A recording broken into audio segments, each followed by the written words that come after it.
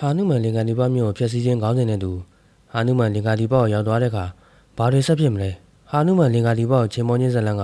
ဘလောက်တောင်စိတ်ဝင်စားဖို့ကောင်းမလဲဆိုတာဒီဗီဒီယိုထဲမှာပဲကြည့်ရှုလိုက်ကြအောင်ခင်ဗျ။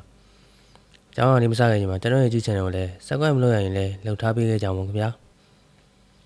ဟာနုမန်လင်္ကာဒီပကိုမဖျက်ဆီးခင်ဖြစ်ပျက်ကိုသိဖို့အတွက်အယုဒ္ဓယမျိုးစီကိုခဏပြန်သွားရပါမယ်။ယာမမင်းသားဟာမဟာဓနုမောလီလေးတော်ကြီးကိုမတင်တဲ့ခန္ဓာမှာပါဝင်ပြီးတဲ့နောက်ယာမမင်းသားဟာလေးတော်ကိုအောင်မြင်စွာတင်နိုင်ခဲ့တဲ့အတွက်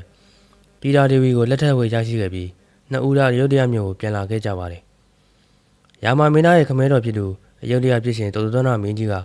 ယာမမင်းသားကိုအိမ်ရှိမင်းဖြစ်ဗိသိမ်မြောက်ပြီးနန်းတင်ဖို့ပြင်ဆင်ပါတော့တယ်။ဒါပေမဲ့ယာမမင်းသားရဲ့ညီတော်ဗာရတရဲ့မဲတော်ဖြစ်တဲ့ကာကေယီမှာတော့ဂေါမန္နလို့ခေါ်တဲ့အစေကမတယောက်ရှိပါတယ်။အဲ့ဒီအစေကမဟာယာမမင်းသားငယ်စဉ်ကသူမကိုကြည်စေခဲ့ဘူးတာကြောင့်ယာမမင်းသားကိုညှို့ထားခဲ့သူပဲဖြစ်ပါတယ်။ဂေါမန္နဟာကာကေယီမင်းသမီးကိုတွေ့ထုံမြောက်ပင်ပေးခဲ့ပါတယ်။အတိတ်တုန်းကတောသောနာမင်းကြီးစစ်ပွဲတွင်ရထားတန်နဲ့ကြိုးစားချိန်မှာကာကေယီမင်းသမီးဟာသူမရဲ့လက်နဲ့စားထိုးကူညီခဲ့ဘူးလို့မင်းကြီးကဆုလက်တစ်ခုတောင်းစီခဲ့ဘူးတဲ့ဂရီကိုအတုံးချဖို့တက်သွင်းခဲ့တာပဲဖြစ်ပါတယ်။ဒါဟာအတိတ်က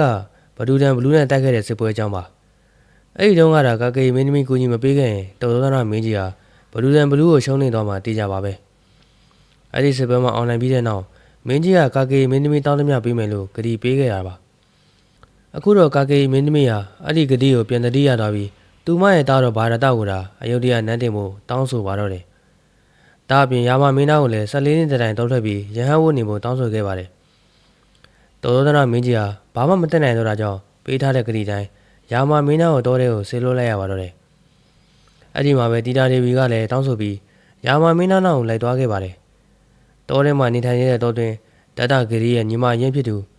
စူပါနခါအဝတ်စားတွေချုပ်ပြီးရေချိုးနေတဲ့ယာမမင်းသားကိုမတော်တဆတွေ့ရှိသွားခဲ့ပါတယ်။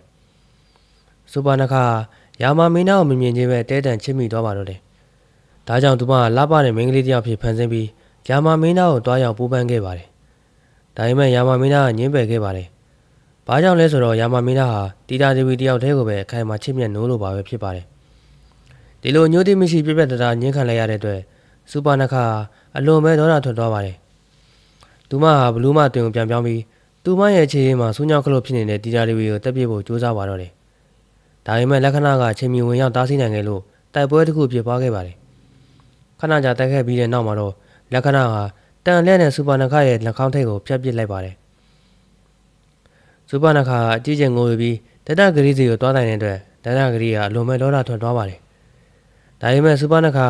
သူမရဲ့အကူကယာမမင်းသားကိုပဲတက်ပစ်လိုက်မှစိုးရိမ်တာကြောင့်ယာမမင်းသားကိုသူမကိုယ်တိုင်ရကျင်တည်တာကြောင့်တတဂရီကိုတီတာဒေဝီကိုလူယူဖို့တွေးထိုးပေးပါတော့တယ်။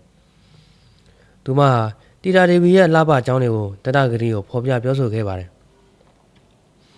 တီတာဒေဝီရဲ့လှပအကြောင်းကိုကြားလိုက်ရတဲ့အခါမှာတော့တတဂရီဟာယမန်ဇောတွေကြွလာပြီးတီတာဒေဝီကိုပိုင်ဆိုင်လိုစိတ်တွေပြင်းပြလာပါတော့တယ်။ဒါကြောင့်တတဂရီဟာမာရီတာဆိုတဲ့ဘလူးကိုတင်းကျပ်ခိုင်းစေပြီးရွှေသမင်းအတွင်ဖန်ဆင်းကတီတာဒေဝီကိုများခေါ်ခိုင်းလိုက်ပါတယ်။တီတာဒေဝီဟာချစ်စရာကောင်းတဲ့ရှင်သမင်းလေးကိုမြင်တဲ့အခါမှာမိုးကျင်စိတ်ပေါ်တာကြောင့်ယာမမင်းသားကိုဖမ်းခိုင်းပြီးပူဇော်ပါတော့တယ်။ယာမမင်းသားဟာတမင်ဖမ်းဖို့တောထဲကိုထွက်သွားခဲ့ပြီးလက္ခဏာကတော့တီတာဒေဝီကိုစောင့်ရှောက်ထားဖို့မှာကြားခဲ့ပါတယ်။ယာမမင်းသားဟာတောနက်ထဲထိတမင်နောက်ကိုလိုက်သွားရင်းနဲ့မှရွှေသမင်းဟာတကယ်တော့မာရီတာဘလူးဖြစ်နေမှတိလိုက်ရပါတယ်။ဒါနဲ့ယာမမင်းသားဟာများနဲ့ပြစ်ခတ်လိုက်တဲ့ကြောင့်မာရီတာလဲကျသွားပါတော့တယ်။မာရီတာဟာအတန်မထွက်ခင်မှာယာမမင်းသားရဲ့အတန်တိုင်းအော်ဟစ်ပြီးဘေးတစ်ခါရောက်နေတယ်လို့မျိုးအတန်တူးလောက်ကလဲစားခဲ့ပါတယ်။အဲ့ဒီအတန်ကိုတီတာဒေဝီကြားလိုက်ရတဲ့အခါမှာတော့ယာမမင်းသားတကယ်ပဲအန္တရာယ်ဖြစ်နေပြီလို့ထင်သွားပါတော့တယ်။ဘေးတစ်ခါရောက်နေပြီလို့ထင်သွားတဲ့ကြောင့်လက္ခဏာကိုလိုက်သွားကူညီဖို့တောင်းဆိုပါတော့တယ်။လက္ခဏာကတီတာဒေဝီနားကနေထွက်သွားတာနဲ့တတဂရီကခွင့်ကောင်းယူပြီးရက်တိအတွင်ဖန်ဆင်းကတီတာဒေဝီနဲ့လာရောက်စကားပြောပါတယ်။သူကတီတာဒေဝီရဲ့လှဟာယာမမင်းသားရဲ့မိန်းမဖြစ်ရမယ်လားမျိုးမဟုတ်ပဲတတဂရီရဲ့မိဖုရားတာဖြစ်နေတယ်လို့ပြောဆိုခဲ့ပါတယ်။တီတာဒေဝီကအဲ့ဒီစကားကိုကြားတဲ့အခါအလွန်ဒေါသထွက်ပြီးတတဂရီရဲ့ညီကိုတွေတောင်ယာမမင်းသားရဲ့လက်ချက်နဲ့အကုန်တီကုန်ပြီပဲ။တတဂရီကယာမမင်းသားကိုဘယ်လိုလုပ်ရှင်းနိုင်မှာလဲလို့ပြန်ပြောလိုက်ပါတယ်။အဲ့ဒီစကားကြောင့်တတဂရီဟာအကြီးအကျယ်ဒေါသထွက်သွားပြီးဘလူးအတွင်ကိုပြန်ပြောင်းကတီတာဒေဝီကိုလင်္ကာဒီပတ်စီကိုအတင်းအဓမ္မခိုးယူသွားပါတော့တယ်။ယာမမင်းသားဟာတတဂရီကတီတာဒေဝီကိုခိုးသားမှတီးလိုက်ရတဲ့အခါမှာယာမမင်းသားနဲ့လက္ခဏာတို့ဟာတီတာဒေဝီကိုလဲလံရှာဖွေရင်းဟာနုမန်နဲ့တွားတွေ့ပါတယ်။ အဲ့ဒီအချိန်မှာဟာနုမန်ဟာတင်စာတင်ပြီးခွန်အားတဝက်ရော့နေနေချိန်ဖြစ်ပါတယ်။ယာမမင်းသားဟာဟာနုမန်ကိုချိန်စာကနေလွတ်မြောက်အောင်ကူညီပေးခဲ့လို့ဟာနုမန်ဟာငကိုရှိရင်းဆွဲမဟာခွန်အားတွေကိုပြန်လည်ရရှိသွားပါတယ်။အဲ့ဒီနောက်မှာတော့ဟာနုမန်ဟာယာမမင်းသားထံမှာတစ္ဆာခံအမှုထမ်းပါတော့တယ်။ဒါဒီမန်ကဒီပဲဟာနုမန်ဟာအသားညီတဲ့မြောင်မင်းစုဂရိဘကိုလည်းယာမမင်းသားနဲ့တွေ့ဆုံပေးခဲ့ပါတယ်။စုဂရိဘဟာသူ့ရဲ့အကိုဖြစ်သူဘာလီအကြောင်းကိုယာမမင်းသားကိုပြောပြပါတယ်။ဘာလီဟာစုဂရိဘကိုထိနှမ်းလူယူမယ်လို့ထင်မှားပြီးမြို့ထဲကနေမောင်းထုတ်ခဲ့တဲ့ပြင်ဘာလီဟာဂတိတစ္ဆာကိုလည်းဖျောက်ဖျက်ခဲ့ပါသေးတယ်။ဘာလီဟာပြည်သူတို့နဲ့မင်းကြီးစီမှာပေးထားခဲ့တဲ့ဂတိတစ္ဆာကိုလည်းဖောက်ဖျက်ခဲ့ပါသေးတယ်။အဲ့ဒီဂတိကတော့နှစ်သမီးဒါယာထည့်ထားတဲ့ကျုပ်ကိုစုဂရိဘစီပေးရမှာဖြစ်ပြီးအကယ်၍ဂတိအတိုင်းမလုပ်ဆောင်ခဲ့ရင်ပြည်သူတို့နဲ့မင်းကြီးရဲ့များချက်နဲ့တေပွဲဝင်ရပါစေလို့ကျိန်ဆိုခဲ့တာပါ။စုဂရိဘကယာမမင်းသားကိုဘာလီကိုနင်းနှင်းပေးဖို့တောင်းဆိုခဲ့ပါတယ်။ဘာကြောင့်လဲဆိုတော့ယာမမင်းသားဟာပြည်သူတို့နဲ့မင်းကြီးလူပြည်ကိုဆင်းသက်လာတဲ့အဝါဒနိုင်မင်းဝင်စားသူဖြစ်လို့ပါပဲ။ယာမမင်းသားကဘာလီကိုပြမများနဲ့ပြစ်ခတ်ခဲ့ပေမဲ့ဘာလီယာခွန်အားကြီးလွန်းလာကြောင်းအဲ့ဒီများကိုဖမ်းကင်ထားနိုင်ခဲ့ပါတယ်။ဒါပေမဲ့နောက်ဆုံးမှာဘာလီယာယာမမင်းသားဟာတကယ်တော့ပြည်သူတို့နဲ့မင်းကြီးရဲ့အဝါဒဖြစ်မှန်တည်သွားတဲ့အခါမိမိပေးထားခဲ့တဲ့ဂတိဆက်ကိုပြန်လည်တည်ရသွားပါတယ်။အကယ်၍သူဂရိဘကိုကျုပ်မပေးရခဲ့ရင်ပြည်သူတို့နဲ့မင်းကြီးရဲ့များနဲ့တည်ရမယ်ဆိုတဲ့ဂတိတိုင်းဘာလီယာမိမိအမောင်ဝန်ခံခဲ့တဲ့အနေနဲ့ပြမများကိုလွတ်ပေးလိုက်ပြီးရင်ဘက်ကိုမှန်စီကအတက်ဆွန့်သွားခဲ့ပါတယ်။အဲ့ဒီနောက်မှာတော့စုဂရိဘနဲ့ဟာနုမန်တို့ဟာမြို့တတိမှလူစုကွဲနေတဲ့မြောက်စစ်တီတော်တွေကိုယာမမင်းသားရဲ့စစ်တပ်တွေဝင်ဖို့စုစည်းကြပါတော့တယ်။ဒီစစ်တပ်တွေမှာဘာလီရဲ့တားဖြစ်တဲ့အသားစိမ်းရောင်ရှိတဲ့အင်္ဂဒနီလပတ်ဇဘူပန်နီလနွန်ခေါမုံနဲ့အခြားသောတကိုးအချိန်ဝါကြီးမားလာတဲ့18ပါတော့မြောက်စစ်သူကြီးတွေလည်းပါဝင်လာကြပါတယ်။မြောက်စစ်တပ်ကြီးကိုအင်အားတောက်တင်စွာစုစည်းမိတဲ့အခါမှာတော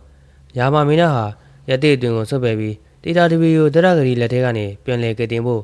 တင်္ဂါဒီပစီကိုစစ်ချီပါတော့တယ်။ယာမမင်းသားရဲ့စစ်တပ်ကဘလောက်ပဲအင်အားတောက်တင်ပါစေတင်္ဂါဒီပကတော့ရမယ့်လမ်းခီးကတော့အလွန်ပဲကြမ်းတမ်းခက်ခဲလာပါတယ်။စစ်ချီဖို့အချိန်ကြာကြီးယူရမှာဖြစ်တယ်လို့ရိတ်ခါပြတ်တောက်မှုတွေလည်းဖြစ်လာနိုင်ပါတယ်။ဒါကြောင့်ယာမမင်းသားဟာဟာနုမန်ဇမူပန်နဲ့အင်္ဂဒတို့ကိုတီတာတီဝီစီအရင်သွားပြီးယာမမင်းသားကယ်တင်ဖို့လာလိမ့်မည်ဖြစ်ကြောင်းသတင်းစကားပါခိုင်းလိုက်ပါတယ်။ယာမမင်းသားဟာနုမန်ကိုတီတာတီဝီယုံကြည်စိတ်ကြရအောင်တက်တည်အဖြစ်တက်ဆုပ်တကွင်းနဲ့ပဝဲစလဲတစ်ထဲကိုပြီးလိုက်ပါတယ်။မြောက်စစ်သူကြီး၃ဦးစလုံးလင်္ကာဒီဘောက်သွားမဲ့လမ်းကိုရှာဖွေတဲ့အခါမှာတော့အဲ့ဒီကိုရောက်ဖို့ဆိုတာလုံးဝမလွယ်ကူပဲအတားအဆီးခက်ခဲတွေအများကြီးရှိနေမှသိလိုက်ရပါတယ်။ဟာနုမန်ကစိတ်လက်မြန်ရှိသူဖြစ်တဲ့အတိုင်းလင်္ကာဒီဘစီကိုတရားရဲရင်သွားဖို့ဆုံးဖြတ်လိုက်ပါတယ်။လန်ကီမှာတော့ပြင်းလဲလဲမှာ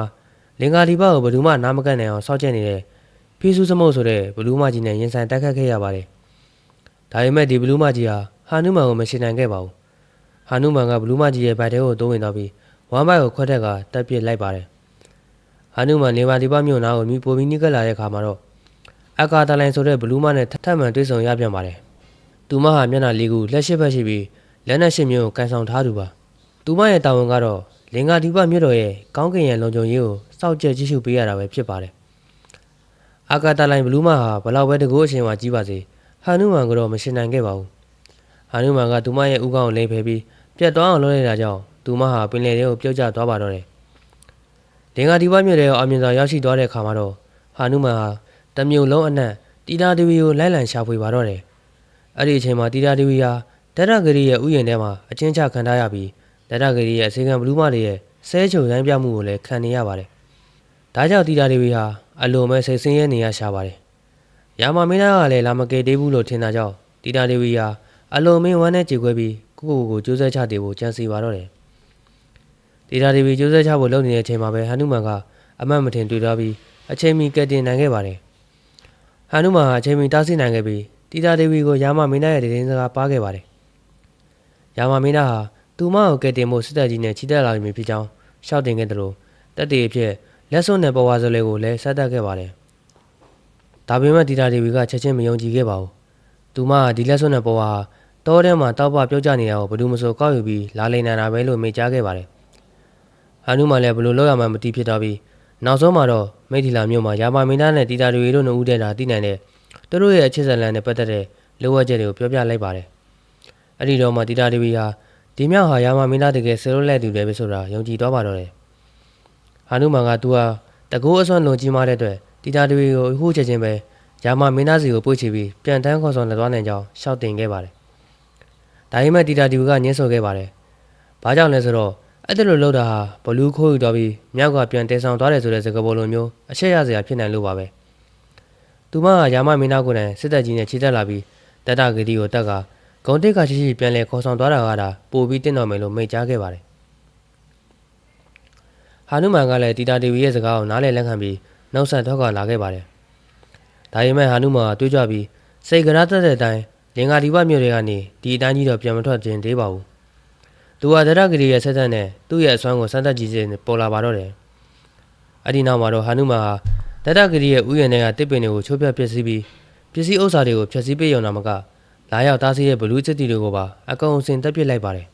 ။တရဂရီကဒီသတင်းကိုကြားတဲ့အခါမှာတော့သူ့ရဲ့သားတော်ဖြစ်သူအင်ဒရီဇီတာကိုဟာနုမန်တက်ပစ်ဖို့မတက်နိုင်ရင်တော့အရှင်ဖက်ခဲဖို့မိတ်ပေးလိုက်ပါတယ်။အင်ဒရာဇီတာဟာလွန်ဆွမ်းထက်တဲ့နက်လက်နက်တွေနဲ့တိုက်ခတ်ခဲ့တာကြောင့်နောက်ဆုံးမှာတော့ဟာနုမန်ကိုဖမ်းဆီးပြီးတရဂရီစီကိုခေါ်ဆောင်သွားနိုင်ခဲ့ပါတယ်။တရဂရီကဟာနုမန်ကိုချက်ချင်းကွပ်မျက်ဖို့မိတ်ပေးခဲ့ပေမဲ့ဘလို့ပဲလို့ဟာနုမန်ကတီးမသွားခဲ့ပါဘူး။ဒါဟာတရဂရီတဲ့ခေါင်းခဲစရာကိစ္စကြီးဖြစ်လာပါတော့တယ်။အဲ့ဒီအချိန်မှာဟာနုမန်ကတရဂရီကိုပြည့်ရဆင်ပြီးအကျွန်ုပ်ကိုမီးနဲ့ရှုမှတာတည်နိုင်လိမ့်မယ်လို့ပြောလိုက်ပါတယ်။တရဂရီဘက်ကလည်းယုံလွယ်ပြီးဟာနုမန်ပြောတဲ့အတိုင်းလှုပ်ဆောင်ခဲ့ပါတယ်။ဟာနုမန်ရဲ့တကူလုံးမီးတောက်တွေလွှမ်းသားတဲ့အခါမှာတော့သူဟာလင်္ကာဒီပါတစ်မျိုးလုံးကိုပတ်ပြေးတော့တာကြောင့်မျိုးတစ်ခုလုံးမီးဟုံးတောက်ပြီးပျက်စီးသွားရပါတော့တယ်။ဟာနုမန်ရဲ့ဖွဲ့ဟာခန္ဓာမတန်တောင်ကိုပြန်ရောက်တဲ့အခါယာမမင်းသားထံဝင်ရောက်ခါစားပြီးလင်္ကာဒီပါကိုတွားရမယ်လမ်းဟာအလွန်ကျန်းနိုင်ပြီးဘေးရန်တွေပေါ်များကြောင်းရှောက်တင်ကြပါတယ်။သူတို့ကကျောင်းရတွေကိုတောက်လျှောက်ပြောပြလာရာကနေနောက်ဆုံးမှာတော့ဟာနုမန်ကသူလင်္ကာဒီပါမျိုးကိုမိတိုက်ဖျက်ဆီးခဲ့တဲ့အကြောင်းကိုထည့်ပြောလိုက်ပါတယ်။ယာမမင်းသားကဒီကြောင်းကိုတီးလိုက်ရတဲ့အခါဟာနုမန်ဟာအမေကိုကြော်လွန်ပြီးလှောက်ဆောင်ခဲ့တဲ့အတွက်အလွန်ပဲစိတ်ဆိုးသွားပါတယ်။ဒီလိုလောက်ရကဘလူးတွေကိုပို့ပြီးဒေါရထွက်စေပြီးတော့ဘလူးတွေဒေါရထွက်ပြီးတီတာတွေကိုညံပြူတက်ဖြတ်လိုက်မှာကိုယာမမင်းသားကစိုးရိမ်ခဲ့ပါတယ်။ဒါကြောင့်ဟန်နုမန်ကိုတေးတံပေးသေးသလားဆိုတော့အသေးချာစဉ်းစားခဲ့ပါတယ်။ဒါပေမဲ့စုခရိဘနဲ့အခြားသောမြောက်စစ်သူကြီးတွေကရှေ့မှတိုက်ပွဲကြီးစဉ်ဆင်နွှဲမှုရှိသေးတာကြောင့်ဟန်နုမန်ကိုပြစ်ကနေချမ်းသာခွင့်ပေးဖို့ဝိုင်းဝန်းတောင်းပန်ခဲ့ကြပါတယ်။ဟန်နုမန်ကိုယ်တိုင်လည်းသူလုပ်ခဲ့တဲ့မြတ်တက်ဆာရှိလို့လုပ်ခဲ့တာဖြစ်တဲ့အတွက်အခုလိုပြစ်တင်ခံရတာကိုအလွန်ပဲစိတ်မကောင်းဖြစ်သွားခဲ့ပါတယ်။တစ်ဖက်မှာတော့တရဂရီဟာတရားမင်းကိုဖိတ်ခေါ်ပြီးလင်္ကာဒီပမြို့တော်ကြီးကိုမီးမလောင်ခင်ကအတိုင်းပြန်လည်လှပလာအောင်အတိတ်တပံဖန်ဆင်းခိုင်းခဲ့ပါတယ်။ဒါကတော့ကျွန်တော်ဒီနေ့တင်ဆက်ပေးခဲ့တဲ့ဟန်နုမန်လင်္ကာဒီပကိုချေမောင်းခြင်းဆိုတဲ့ဇာတ်လမ်းလေးပဲဖြစ်ပါတယ်။အကယ်၍မိုင်းနာမျိုးရှိရင်အားလုံးကိုတောင်းပန်ပါတယ်ခင်ဗျာ။ဒီဇာတ်လမ်းလေးကိုကြိုက်နေတဲ့ဆိုရင်လည်း share ပေးကြပါဦးလို့ပြောချင်ပါတယ်ခင်ဗျာ။